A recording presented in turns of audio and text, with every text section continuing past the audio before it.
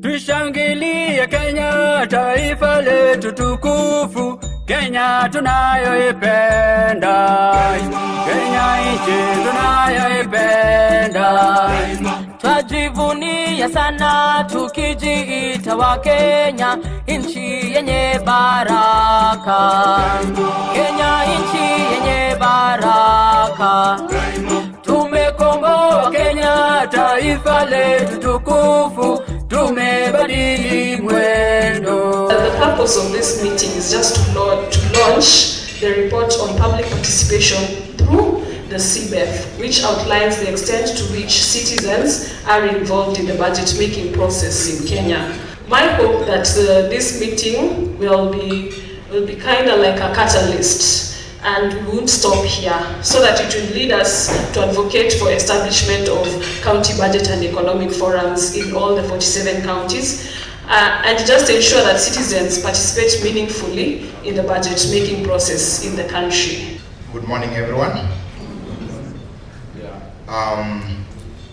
I want to present to you the findings of the study that we conducted from October last year, which is basically on the extent to what public participation citizens are involved in budget making process in Kenya, specifically focusing on how citizens have been involved through the county budget and economic forum. We know that public participation is a national value that is enshrined in our constitution.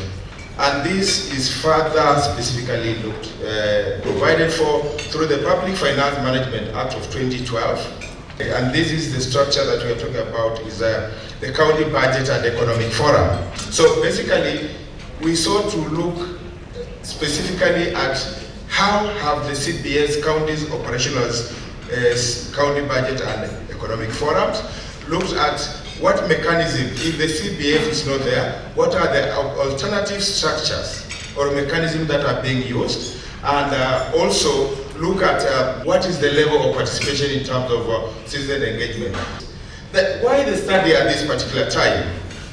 One of the things that we need, we believe that this is going to enhance better understanding on how citizens are involved in the budget making process through the CBEF. It will also enhance accountability and transparency in public finance management matters. And we also expect that the information on on CBEF is scanty. The extent to which they have been operationalized is not fully known. So we're expecting to fill some information and knowledge gap that will call various stakeholders into action. How was the study conducted? Three approaches were mainly used. That's desk review, which we did the literature on what is the status of the counties. Looked at the face-to-face, did semi-structured questionnaires. The response rate was high, and it covered a number of counties that we targeted. Among the counties, we did in 11 counties, and you can see they are spread all over the country. It starts from, we did Kilifi, Kwale, Makueni, Nyeri, Nairobi, Migori, Busia, Kakamega, Nyamira, and Elgeyo Marakwet and Uasin Gishu counties. Some of the findings that were found, I feel that it's important to look at the gender representation in terms of the socio-economic demographic, and the respondents who participated in the study in terms of their occupation. Just basically to look at, you realize that 28%, a small fraction, of the respondents were women, and 72% were men.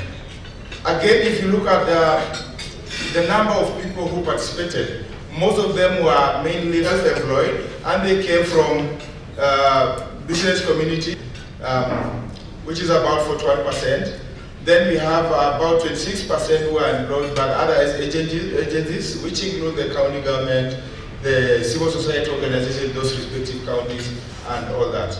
We asked the counties, the respondents in those counties, whether a CBEF exists or not. And the findings I can see, about 44% said it is there. So there's actually some good work going on in the counties. But again, there's also a good proportion, about that 6% of the respondents who are not aware. And 17% say they are not, they don't know about the CBEF, that the CBEF does not exist in that county. A small proportion did not respond to that question. Now, this is basically now looking at the available literature on what is there. You find that 15 of the 47 counties have a documentation of the CBEF. And if you look at the structures that others have come up with public participation, and is a good about 62% public participation legislation that they are using to engage. And okay, a number of them, about 18, that information could not easily be accessed. You should note that one of the limitations that was on this study was the aspect of time and resource constraint, which we needed to deliver within a specific time, and then we could not cover all the counties. Then they need to look for other sources of information that can be done.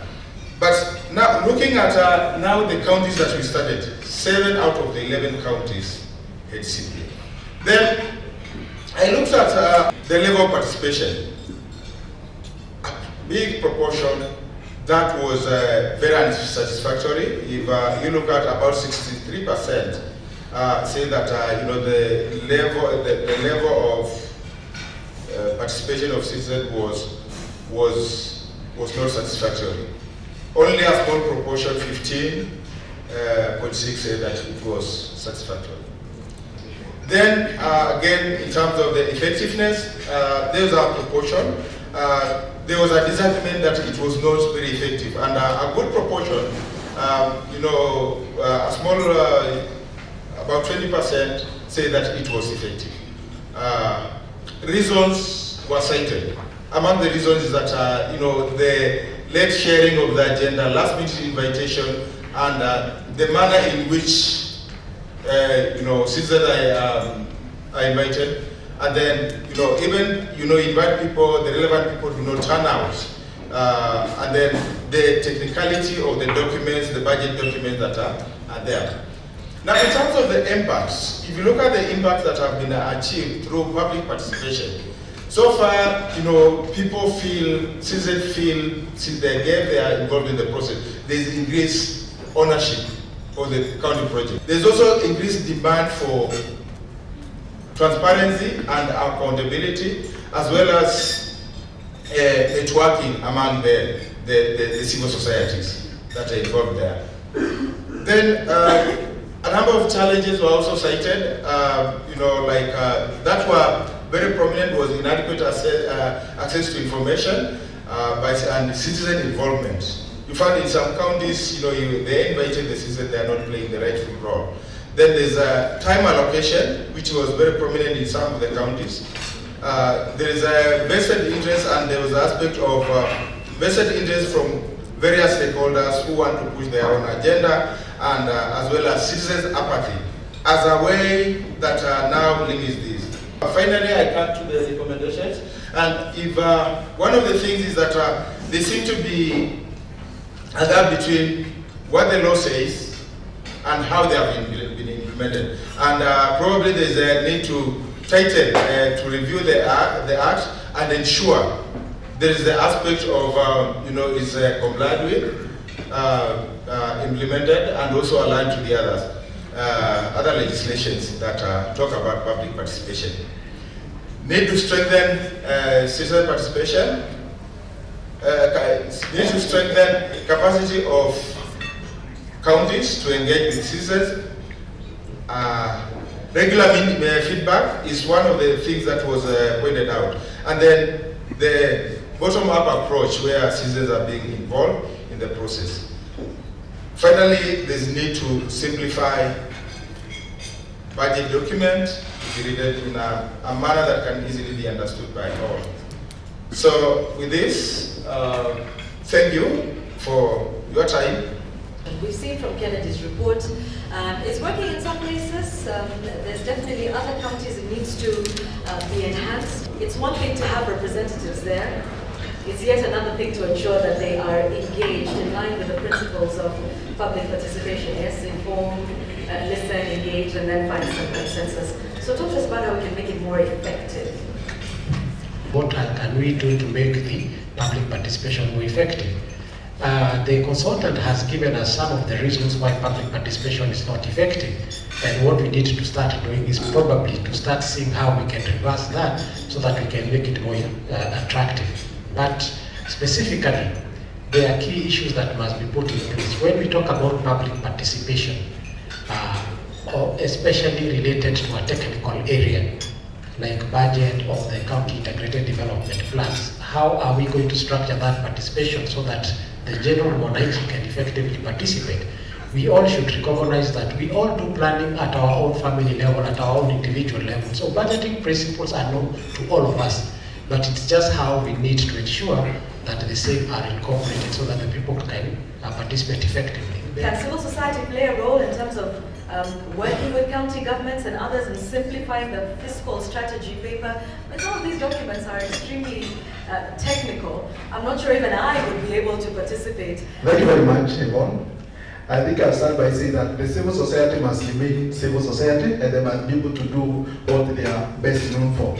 And one of that they are best known for is holding the government to account. Because we talk of participation, it's where it has been said, it is well articulated in our constitution and in our legal framework. Unfortunately, we don't demand or hold the county government and the national government to account. That may not be a reality. And therefore, I'll say that it is important that we talk of the capacity. One of the areas that we need to see is to enable the public to understand what are those legal policies, what does the policy say, what does the constitution say about public participation, to ensure that when they are dealing with the government, they are doing it from an informed perspective. But I just would like to know whether civil society can find ways of working with government and say, okay, so how do we make this available? Yes, the civil society has a lot to do, and they have already started doing that. And one of that is like this forum where we are holding here. I'm sure here we have the government officials, we also have the county government. And what we are looking forward to is to have a formalized mechanism through which the civil society can be able to come together with the county government, have roundtable discussions, and see how best they can complement each other rather than criticizing. I think the civil society has moved away from where there was just seemed to be stone throwing, but now they want to be able to engage with the government so that they can be able to look for solutions. I think that would be great. Even translating some of these documents, simplifying them, into Kiswahili and perhaps other languages that would enable the citizens to better participate. Let's hear from the Commission on Revenue Allocation, because you set up guidelines for citizen participation in the county budget process. What's your assessment of how this has been taken up, and where do you think the challenges are? In the debate of the County Budget and Economic Forum, the non-state actors and government have a critical role. And in this, as government will say from the Commission, we teamed up with non-state actors to make the guidelines for the operationalization of the County Budget and Economic Forum in the year 2005 and 6. And I remember very well that in all the 47 counties, these guidelines were disseminated, and the counties were called upon to ensure that all of them operationalize the County Budget and Economic Forum. And among those organizations that were involved then, I can remember TISA was one in the front line, is that the public and both the county governments were very enthusiastic about operationalizing this, and this was meant that then the issues of budgeting process will be seamless in terms of, you remember when devolution started, a lot of budgets were not being approved in time. And some of this was because of ineffective public participation. And that is why actually the CBEF is an organized form of public participation. So all of this is public participation. But I can say the greatest challenge has been involving the public from end to end. My next question will sort of pick up from where he left. Is it perhaps the way in which we structure it that makes it untenable sometimes for citizens to participate? And maybe, Patrick, you can speak about this because members of the business community should also be represented there. Article 137 of Public Finance Management Act 2012 outlines clearly that it is a means of consultation. At what level, us as chamber, of course, we have tried so much through our MOU with the Council of Governors to engage and persuade most of the county governors to really give a representation to our county chapters chairmen. We normally engage them and give them introduction letters. And I want to tell you that 50% of our county chapters chairmen are represented in this CBEF. I'd like us to close the discussion, and perhaps, Kennedy, that would be a good place to put it. How do we start to action this report? One of the things that came out during our discussions in the field, and you already alluded to, is that the greatest enemy that is not making input in the process of budgeting, and CBEF in particular, they are the professionals. The voice of the professionals is missing. That's the starting point. So how do we support the process of budget making if as professionals we are not involved? How do we amplify and make sure that what is being presented is what faces the needs of the people? What are the felt needs? That's the first point, that we need to look at ourselves, organize ourselves like organization, because it was mentioned, professional organizations are missing. Civil societies organizations are there, but the thing that can make us move forward, this is about 5 years. What lesson do we learn from this? How come it's only a few counties that have implemented? Good morning. My name is Sheila. I want to thank everyone for making this possible. And I'm just interested in the findings first. The findings shows that 28% were women and 72, something like that, were men. So I just want to know what informed the percentage of the respondents so that we know how to engage with the people back on the ground. It's very, very important. And two, I'd also like to know the age differences. Is it that the young people participating in this, or the old, or what is the age bracket of these people who the researcher reached out to, so that when we engage our people back in the ground, we know how to tailor our message. Thank you very much. Thank you for the question. First of all, the aspect, the socio-demographic characteristic of respondent is very important. They are very important, and I looked at it in terms of the age. If you look at the detailed report, about 52% of the respondents are aged between 18 and 46 years. Those who are above that, you can get the statistics there.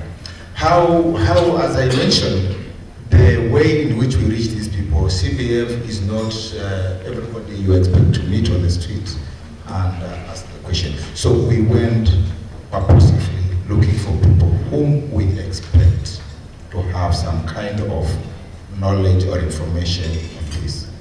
So the gender disaggregation, just posed to, those are the people, if they can be able to give this information, I think it was to the fact that there is a kind of engagement.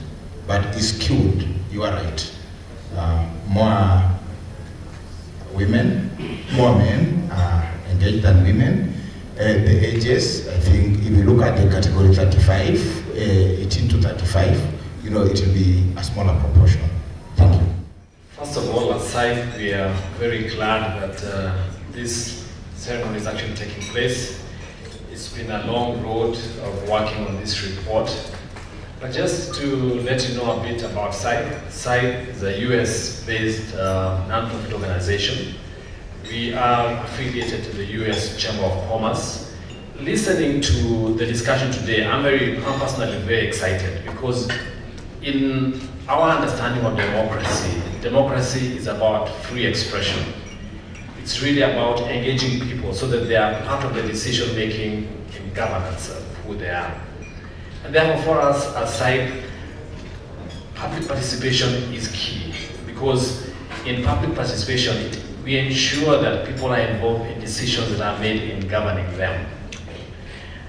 Therefore, today as we launch this, one of the things I do know about Kenyans are very good at making declarations. Recently there was a declaration somewhere in Rift Valley, and around this season in time we hear many more declarations. And I was glad to have the Council of Governors represented here, to see the Intergovernmental Relations Technical Committee represented, and the CRA. And I'm hoping that going forward, this will form the basis of an ongoing engagement. So thank you very much, and wish you a good launch. Thank you. So I'm standing here on behalf of Dr. Andrew Sule, who's the chair of the board of the Health Rights Advocacy Forum.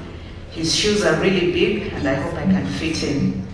Now, on behalf of HERAF, I'd like to quote Franklin Roosevelt, who said, "A government can be no better than the public opinion that sustains it."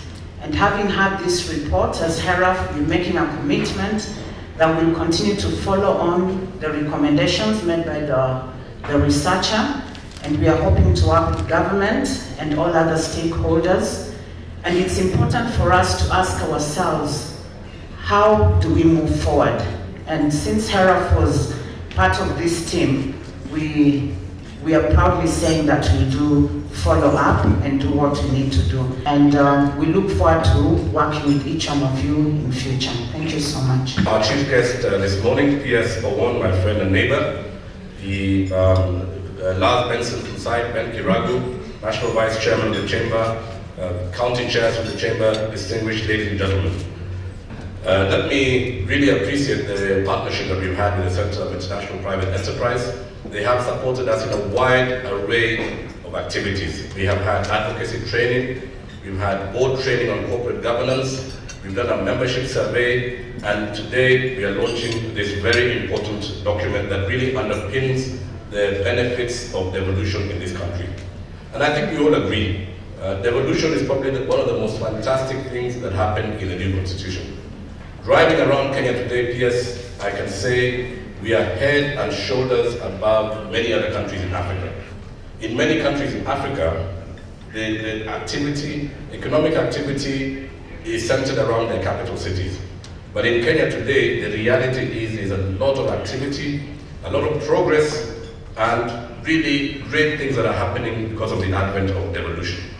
I want to ask the PS, indeed the national government and the county governments, can we please pay suppliers? Can we please pay suppliers?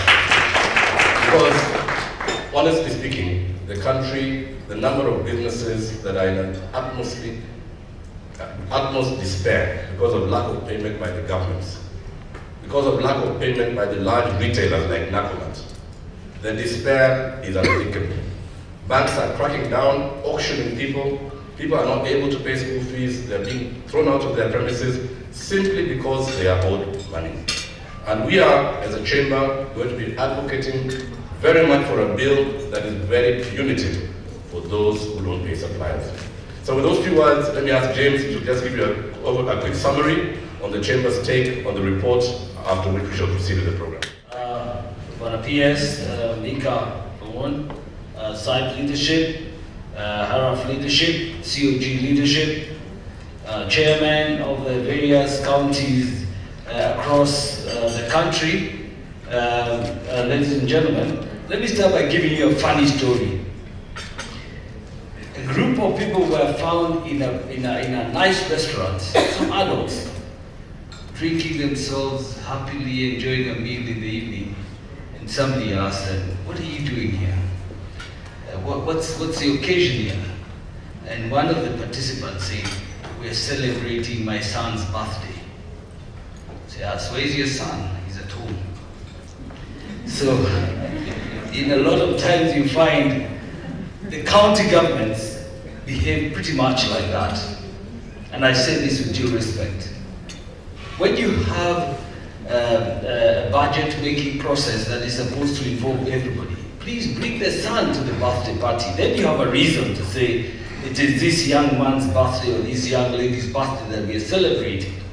Public participation is another story for all the counties. And I was shocked when I look at the percentages. Poor, in any exam, if you score 25%, you shouldn't even talk about having done that exam. And that's what I see. 11 out of 47 counties have a semblance of a CBEF. Now, if only that translates to about 25%, it's a complete failure. And I think a lot needs to be done. Public participation, for your information, those businessmen and women who are here know that a lot of our governors, and I say this with due respect to them, are notorious for inviting their own friends to a dinner. They talk about it, they take a photograph, they say this was public participation, they go out and pass whatever it is they want to pass. That must stop. And that is why the Kenya National Chamber, on behalf of the basic community, is going to pronounce itself in this coming election, where we are saying that we must look for pro-business leadership in this country, so that a county or a country that has taxpayers who are happy to be governed, who are happy to pay their taxes, is bound to grow. It is my pleasure to be here with you this morning and the other partners present in the launch of this beautiful document which has been shared. It's an exciting one. Let me begin by congratulating the Kenya National Chamber of Commerce, the Center for International Private Enterprise, and the Health Rights Advocacy Forum for taking the initiative to conduct this study and sharing the results with us through this public participation launch here today. Our aspiration as Kenyans, as we adopted the Constitution 2010, was to create a society and government structure through which our individual and collective voices would be heard and our rights respected. Our individual dignity and worth would be acknowledged. The rule of law would be observed. As people, we would willingly fulfill our responsibilities, and the common good would be the concern of all. You will agree with me that that was an honest task indeed. But yet, individually and collectively, as institutions and organized groups, we have taken the task of building the society to which we aspire with an unwavering commitment.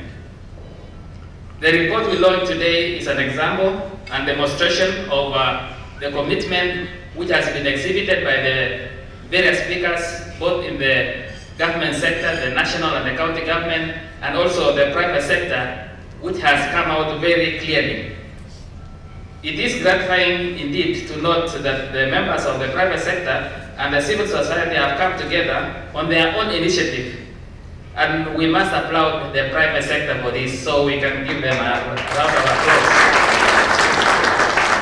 To take that the responsibility and contribute to achieving the promise of our Constitution and evolution through commissioning this study, which we are doing it today. In self-governed societies such as ours, the citizens are decision makers. I totally agree with you. I've been to various counties in our country, and I've noted the kind of results that you have seen today. The percentages, like 30% or less than 30%. From the presentation, we were seeing 11. Out of the 11 counties which were selected, it was translated to 63. And I don't agree with that.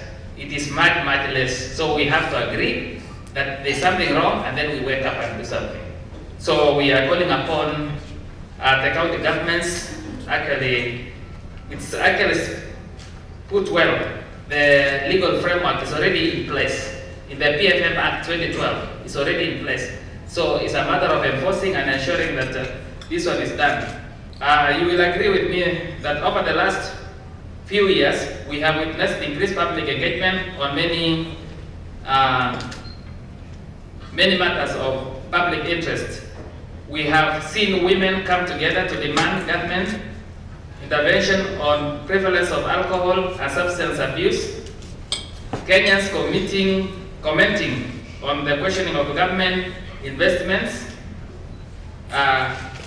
which government have been doing. An example, some people are questioning about buying of a wheelbarrow at around so much. It's very common, which actually I see it is healthy. And I think we are heading in the right direction. The common public is heading in the right direction. Let me now turn to the matter of the County Budget and Economic Forum for the County Budget Consultative Process. This is, as you may all be aware, is a forum established by provision of Section 137 of the PFM Act, the Public Finance Management Act 2012. Two things are important to note about the provision therein. The first one is the county governments are obligated, and you mark there, they are obligated to establish this forum. So it's mandatory for all the county governments to put in place the CBEF. And secondly, and no less than half of its members ought to represent professional, business, religious, and labor organizations, women, persons with a disability, and elderly within the county. So it has to be all inclusive, not where maybe as it has been alleged by one of the speakers that governor calls his friends and calls it just as a public participation. So it has to be all inclusive. This section of the law gives opportunity for institutions such as the Law Society of Kenya, the Kenya Private Sector Alliance, the Kenya National Chamber of Commerce, Maendeleo ya Wanawake, Kenya Institute of Management, the Kenya National Council of Churches of Kenya, and the Supreme Council of Muslims of Kenya, Central Organization of Trade Unions, an endless list of other organizations which we may not mention at this moment. The second important point is that the effective representation of this varied interest group in the forum is as much as the responsibility of the county government as it is that of the organizations themselves. While we criticize the county government for their failure to adhere to the provisions of the law, we should also ask ourselves what measures the various institutions have taken to consider this opportunity and present appropriate nominations for considerations. Further, even where such nominations are presented and accepted, what mechanisms have the various interest groups established to ensure that they obtain documents, share their experiences in the serving of this forum? The second cycle of devolved government will depend on policy resulting from credibility and variable data obtained through first-hand experience in the implementation of devolution. It is therefore stands to reason that the information obtained through this forum could be valuable for the development of the county at large and country as well. We therefore welcome the recommendations of this report, which are aimed at improving the nomination process and the operation of the forum. Thirdly, ladies and gentlemen, it is my considered opinion that in addition to the county and the national governments, the citizenry is a sphere that forms an integral part of governance. Each of these spheres, the county and the national government and the citizenry, are crucial parts that collectively form the governments of the country. If each is a part of a whole, then for the whole to function effectively, the parts must relate amicably. That is why we need to have a harmonized working relationship between the national, the county government, and also the private sector. Our quest for better service delivery must continuously seek ways to promote and sustain liaison with the stakeholders. The national government is keen to promote strong relationship between the different spheres of the government and genuine focus on outcome-oriented relations, seeking to create opportunities for genuine negotiations, the development and the substance of shared vision. It is our firm belief that with the integration of multi-sectoral cooperation such as this among the spheres of government, the tensions that have arisen in this relationship will dissipate, therefore reducing systematic blockages that weaken government's delivery capacity. Finally, the Ministry of Devolution and Planning welcomes such initiatives, and I'm calling upon all other stakeholders in the private sector to emulate what has been done by the private sectors represented here, wishing to partner with the government to ensure that we deliver the promise of devolution in our country. So allow me now to move over there so that I officially do the launch of this report. Okay, ladies and gentlemen, let me take this opportunity to officially launch this report, the study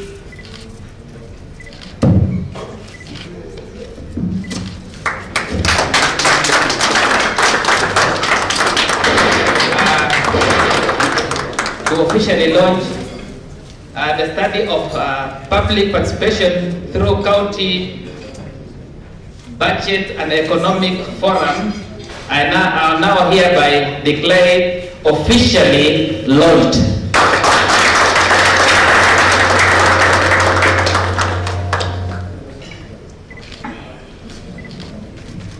Let's have another big round of applause for the work that has been done.